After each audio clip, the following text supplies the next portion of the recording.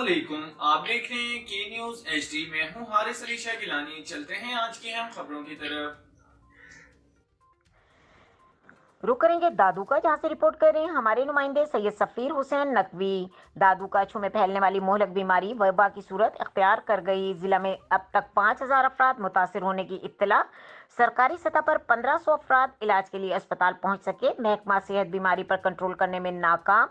इलाज की सहूलियात अस्पतालों की चौखट तक महदूद। मुतासरा इलाकों में टीमें ना पहुंच सकी। मुतासरा अफराद बेयारो मददगार।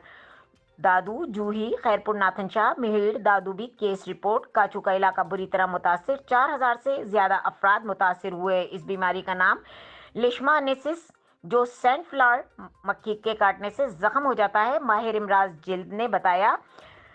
काचू समेत दीगर इलाकों में केसेस सामने। काचू सबसे ज्यादा मुतासिर हुआ है।